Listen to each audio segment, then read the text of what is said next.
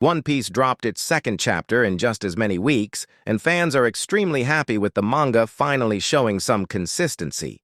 Right now, the manga is in the Elbaf arc, where Luffy and the Straw Hat Pirates are currently learning more about the culture and the history, uninformed about the threat that is brewing in the underworld. One Piece, Chapter 1137 all but confirms that a major war is set to follow, and that Luffy and the crew will soon have their hands full with the mightiest and most noble knights in the entire world. Finally, One Piece chapter begins with the title, Introducing Shamrock, where Luffy and the Straw Hat Pirates are currently aiming to get their hands on the key to Loki's chains, and that's something Oda already established in One Piece chapter 1136.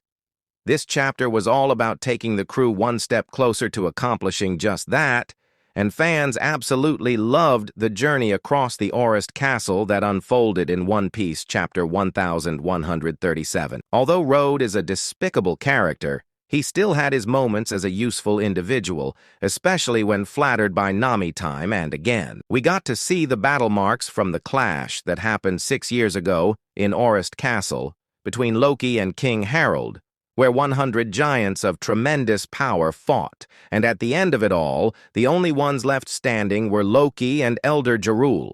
King Harold was confirmed to be the strongest king in the history of Elbaf, and at the same time, we also got to see a proper look at his character design, which was certainly fitting for a man with as much conviction as him. Oda also made sure to emphasize the vastness of Orist Castle in One Piece chapter 1137.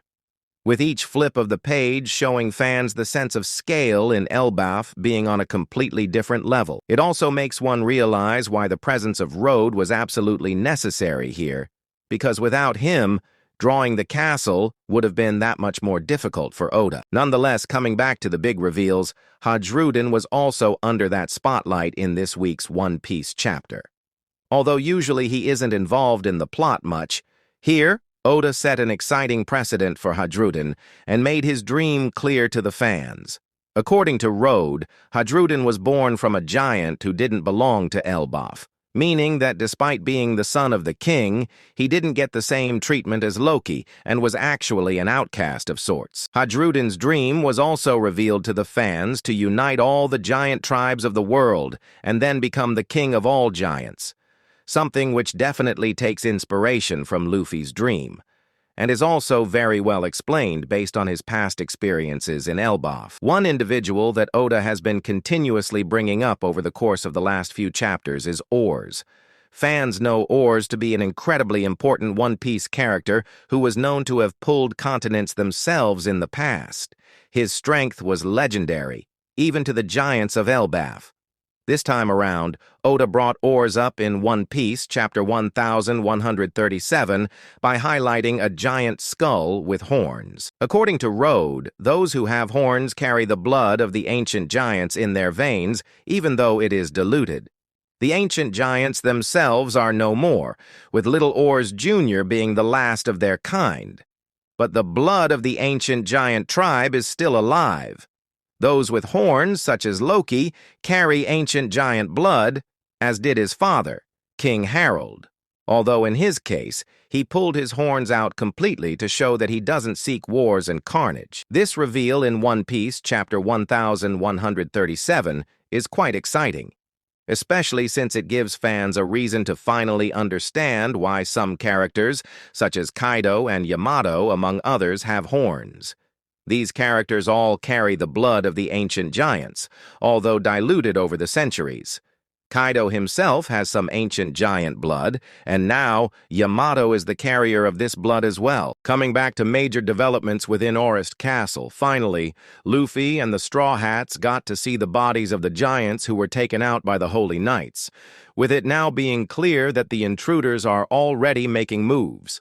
One Piece. Chapter 1. 1137's most exciting part was, undoubtedly, when Gunko and the mysterious man continued attacking Loki. Unsurprisingly, Loki kept rejecting his offers, and this is where Gunko showed her immense powers of the Aro Aro no Mi in full action, using which she dealt deadly damage to Loki and ensured that he passed out. While Gunko's performance in itself was incredible, what was quite easily the most exciting part of the chapter was the other, Holy, removing his cloak. Fans had been theorizing about the identity of this individual, and finally, it was revealed by Oda that this red-haired individual was, in fact, Shanks's twin brother and the son of St. Garling Figarland, Shamrock. Shamrock Figarland looks exactly like Shanks, with the only difference being his long, braided hair, a lack of scar over the left eye, 2 arms, and, of course, a military attire. Upon failing to convince Loki to join the Holy Knights,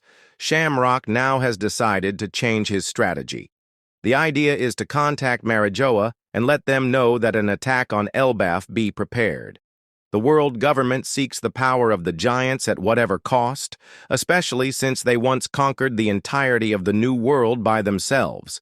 Shamrock's conviction is certainly immense, and more than that, a clash with Luffy has now been officially set up. This week's One Piece chapter is so amazing and filled with so excitement, and there is no break next week, so we will going to read next chapter in few days. So, if you not subscribe my channel, so subscribe it for more contents of One Piece, such as chapter explanation, facts and theories of One Piece.